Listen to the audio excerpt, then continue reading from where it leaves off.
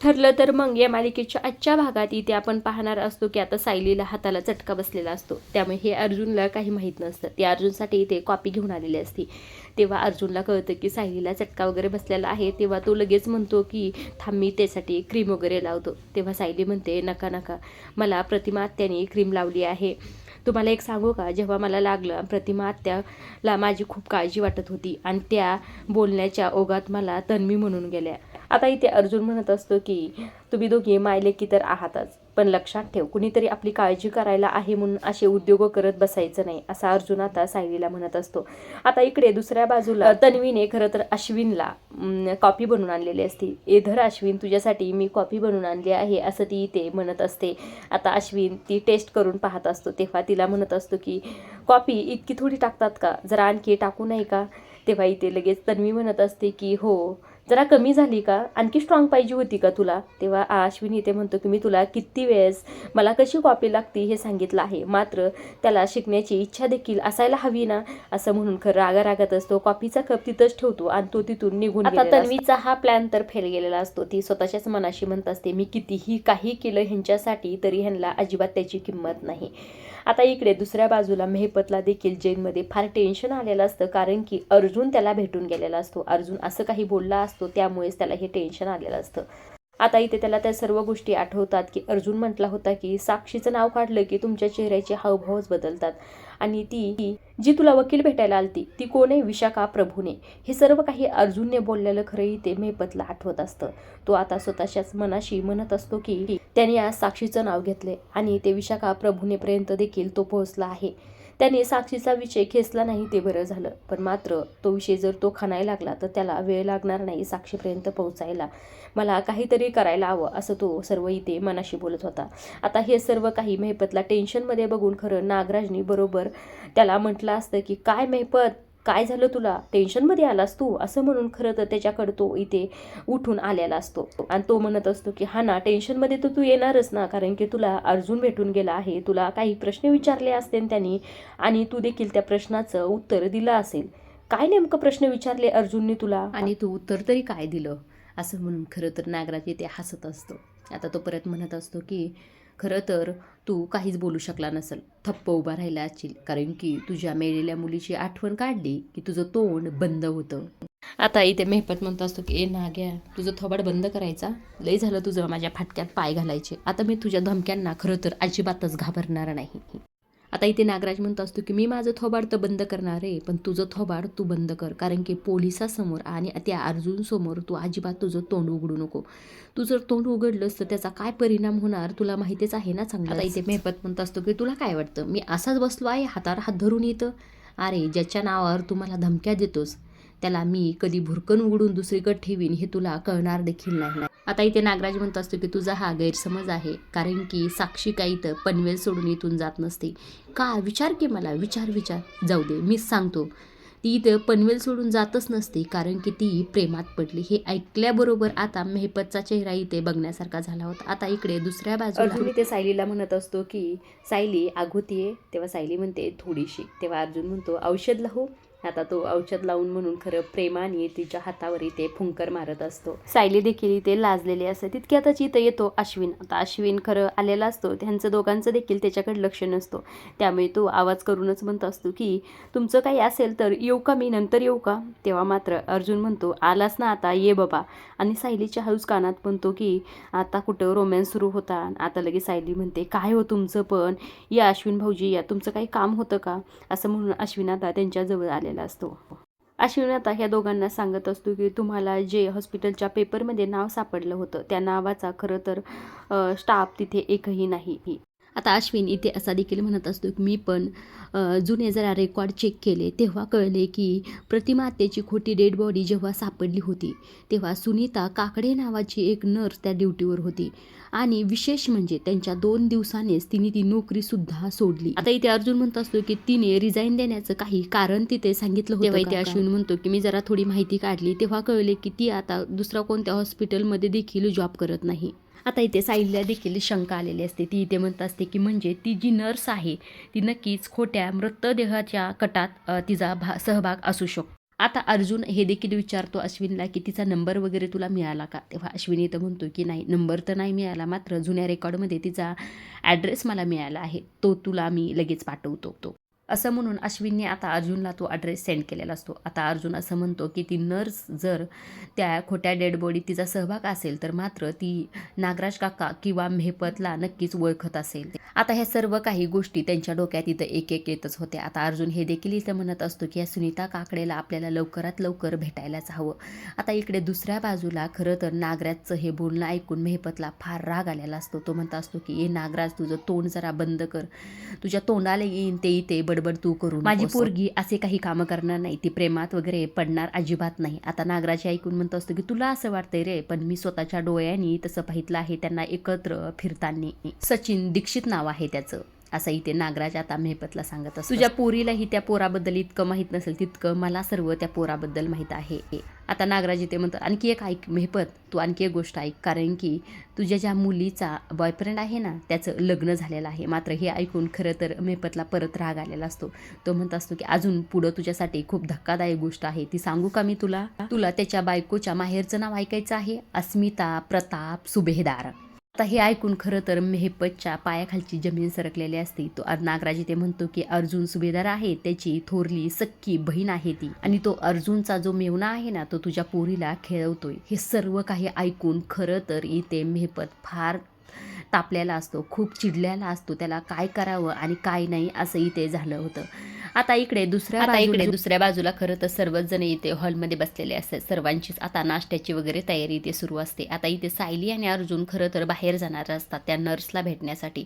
आता हे इथे प्रियाला कळालेलं असतं. आता प्रिया इथे म्हणते की हे दोघं नेमकं सकाळी सकाळी बाहेर तरी कुठे चालले आहेत आणि यांना कोणती गोष्ट कळली असेल, यांना काम तरी काय असेल, असे अनेक प्रश्न तिच्या डोक्यात इथे येत असतात. आता इकडे दुसऱ्या बाजूला अस्मिता डायरीत लिहिण्याचा प्रयत्न करत असते, कारण की तिला इथे पूर्ण आजीने चांगल्या गोष्टी लिहायला सांगितल्या असतात. दिवसाच्या ज्या ज्या चांगल्या गोष्टी घडतात त्या सर्व काही लिहायचा इथे तिला सांगितल्या. मात्र तिला एकही गोष्ट इथे सुचत नसते. ती म्हणत असते की काय असं चांगलं घडतंय त्यामुळे मला हे सर्व काही लिहिता येईल. तेव्हा इतक्यात तिला मोबाईल वाजतो आणि तिला मॅसेज आला असतो, तो म्हणजे सचिनचा. आता तितक्यातच इथे कल्पना आल्यामुळे तिने मोबाईल पडदेशीने तो ठेवून देते आणि कल्पना इथे म्हणत असते की चांगलंच मनावर धरलंय की पूर्ण आजीचं. तेव्हा अस्मिता म्हणते हो धरलंय ना, पण मात्र मला काही सुचत नाही काय करावं. तर आता इथे कल्पना म्हणते आजकालचे तुमच्या पुढीचे मुलं खरंच ना, तुम्हाला साध्या 10 ओळीसुद्धा स्वतःच्या हाताने लिहिणं कठीण जात आहे. अगं तू एकदा लिहायला लागलीस ना, तुला आपोआप सर्व गोष्टी काही सुचतील आणि सर्व काही ठीक देखील होईल. तेव्हा इथे अस्मिता म्हणते असं जर लिहिण्याने सर्व काही ठीक होत असतं तर किती छान झालं असतं, मी किती लिहिलं असतं मग, असं मुद्दाम म्हणत असते. आता हिचं बोलणं ऐकून खरं कल्पना देखील इथे शांत झालेली असते. ठीक आहे गं, जाऊ दे, तुझं लिहिणं झालं ना, तू बाहेर ये, सायलीने तुझ्यासाठी खिचडी बनवून ठेवली आहे. आता कल्पना इथून निघून जाते. आता तो जो काही सचिनचा मॅसेज आला आहे त्याच्याकडं बघून खरं तर इथे अस्मिता स्माईल देत असते. तिला देखील हे बरं वाटत असतं. इकडे सचिन आता खरं तर तो अस्मिताला मॅसेज पाठवला असतं, त्या मॅसेजकडे बघून इथे हसत असतो. अस्मिता इथे हळूहळू त्याच्याकडे वळत आहे. हे सर्व काही गोष्टी बघून तो हसत होता खरं तर. आता हे सर्व काही ते साक्षीने पाहितलं असतं. साक्षीने पाहितल्याबरोबर आता ती म्हणत असते की सचिन तू हसत आहेस गालातली गालात, असा काय मॅसेज आहे, असं काय फोनमध्ये आहे तुझ्या की तुला हसू येत आहे, मला तुझा फोन हवा आहे. आता इथे सचिन म्हणत असतो की काय झालं, अरे नाही काही नव्हतं, असं कामाचा मॅसेज होता. परत आता साक्षी म्हणते मग दे ना मोबाईल बघून दे मला, काय नेमकं कामाचा मॅसेज. तेव्हा इथे सचिन तरी देखील मोबाईल देत नसतो. तो म्हणत असतो सॅम तू वेडी झालीस का? तेव्हा इथे साक्षी म्हणते हो झाली वेडी मी, सांग काय करायचं, झाली वेडी मी. तुझं कुठे जर अफेअर सुरू असेल, काही असेल तुझं, तर मी तुला सोडणार नाही, माझं तुझ्यावर प्रेम आहे, असं खरं तर ती आता वेड्यासारखं इथे सर्व काही करत. मी तुला कुणासोबतही शेअर करू शकत नाही, दाखव तुझा फोन, नाहीतर मी कुणालाही मारू शकतो, तू मला कमजोर समजू नको, असं म्हणून खरं ती आता चाकू घेते आणि मी तुला कुणासोबत शेअर करू शकत नाही, मी कुणालाही इथे मारू शकते, तुझं जर कुणाबरोबर अफेअर असेल तर मी त्याला सोडणार नाही. आता ती असं देखील इथे म्हणते की मी स्वतःलाच मारेल, मग तुझं जर काही असेल तर मी स्वतःलाच मारेल. आता इथे सचिन तिला समजवण्यासाठी म्हणतो असं काही नाही माझं, धर बाबा तुझा मोबाईल धर आणि हा पहा, पण शांत हो. आता खरं सचिन इथे अस्मिताच्या हातात मोबाईल देतो. ती बघत असते पण त्यात काहीही नसतं, कारण की सचिननी अस्मिताचा मॅसेज किंवा सर्व काही ते डिलीट केलेलं असतं, त्यामुळे तो इथे वाचलेला असतो. आता त्याच्या मोबाईलमध्ये काही नाही असं बघून खरं इथे साक्षी शांत झालेली असते. ती म्हणत असते की तुला खरंच खूप कामाचं टेन्शन असतं ना बेबी, मी तुझ्यासाठी वॉटरमेलन ज्यूस घेऊन येते, थांबा आता, असं म्हणून तर ती ज्यूस आणायला गेली असते. मात्र सचिनने इथे मोकळा श्वास घेतला असतो. तो म्हणत असतो की आज सॅमला नेमकं झालं तरी काय असेल, ती असं का वागत असेल असा प्रश्न त्याला इथे पडलेला असतो. आता इकडे दुसऱ्या बाजूला सायली आणि अर्जुन खरं त्या ॲड्रेसवर जाऊन पोहोचलेले असतात. तिथे आता दरवाजा वगैरे वाजवतात, तेव्हा समोर एक लेडीज येते. तेव्हा त्या लेडीजला विचारतात की तुम्ही सुनीता काकडे आहात का? तेव्हा ती म्हणते हो मी बरोबर सुनीता काकडेच आहे, मात्र तुम्ही कोण आहात? तेव्हा इथे अर्जुन म्हणत मी ॲडव्होकेट अर्जुन सुभेदार आणि ही माझी मिसेस सायली सुभेदार.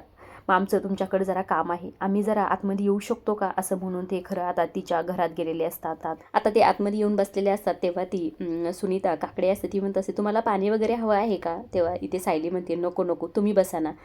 तेव्हा इथे आता ती सुनीता काकडे म्हणत असते की तुम्हाला माझ्याकडं काय काम होतं, मला काय विचारायचं होतं? तेव्हा इथे अर्जुन म्हणतो 2 वर्षापूर्वी तुम्ही ज्या हॉस्पिटलमध्ये काम करत होता तिथे आम्हाला प्रतिमा किल्लेदार यांची डेड बॉडी मिळाली होती. आम्हाला नंतर कळालं की ती डेड बॉडी दुसरीच कोणाची तरी आहे आणि त्यावेळेस तुम्हीच तिथे काम करत होतात ना. आता इथे हे सर्व काही ऐकून खरं ती नर्स थोडी घाबरलेली असते. आता इथे सायली म्हणते की तुम्हाला काही आठवतंय का, ती बॉडी पुढे कुणाला दिली, ह्या सर्व गोष्टी आठवतात का? आता ती लेडीज नर्स म्हणत असते की अहो त्या हॉस्पिटलमध्ये असे 100 केसेस यायच्या आणि आम्ही दिवसाला रोज 10-12 बॉडीज हँडल करायचो, त्यामुळे कसं लक्षात राहणार आमच्या ह्या सर्व गोष्टी? मी आता 2 वर्ष झालं तिथे जॉब देखील करत नाही, मग कसं लक्षात राहणार ह्या सर्व काही गोष्टी मला? आता इथे सायली म्हणते अहो आठवण्याचा थोडा प्रयत्न तरी करा, थोडं तुम्हाला काहीतरी आठवेलच ना. तेव्हा ती नर्स म्हणते नाही मला काहीही आठवत नाही, आता तुम्ही या बरं इथून, असं ती खरं तर आता इथे उठून इथे अर्जुन म्हणत असतो की तुम्ही हे सर्व काही काम लपून छपून कितीही करण्याचा प्रयत्न केला तरी डेड बॉडी बाहेर काढण्यासाठी पेपरवर करावंच लागतंय आणि ते पेपर आम्हाला सापडलेले आहेत, आमच्याकडे आहेत ते पेपर, आम्हाला मेहपर शिक्रे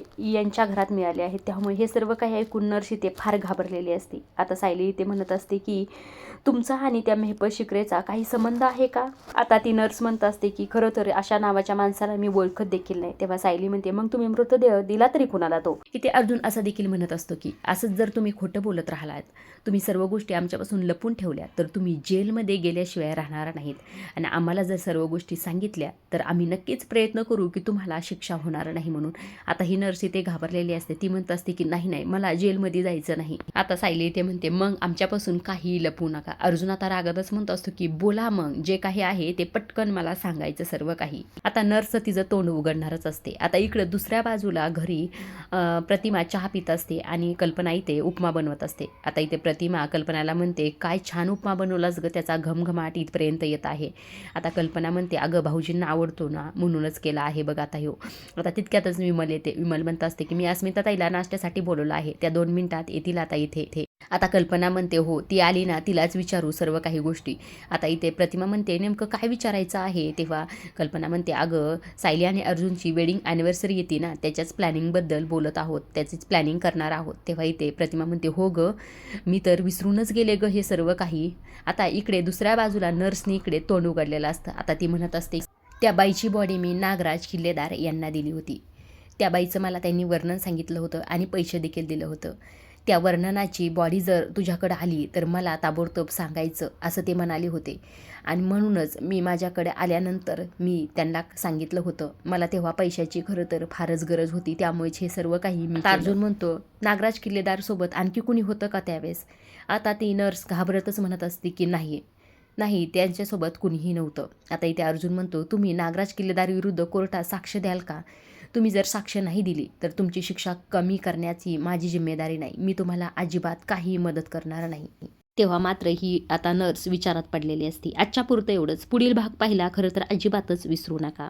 आता पुढील भागात आपण पाहणार असतो की अर्जुन सायलीला खरं तर केसबद्दल बोलत असतो. तितक्यातच आता सायली म्हणते अहो डाळ तांदूळ भिजवायचे राहिलेत मला, नंतर सांगा हे काही, असं म्हणून ती आता डाळ तांदूळ भिजवण्यासाठी गेलेली असते.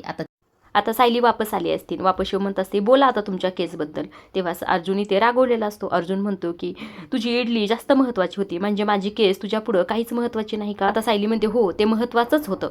तेव्हा अर्जुन म्हणतो म्हणजे माझ्या केसपेक्षा जास्त महत्त्वाचं तुझं काम आहे का? तेव्हा सायली म्हणते हो ते जास्तच महत्त्वाचं होतं. घरकाम करणं इतकं तुम्हाला सोपं वाटलं का हो?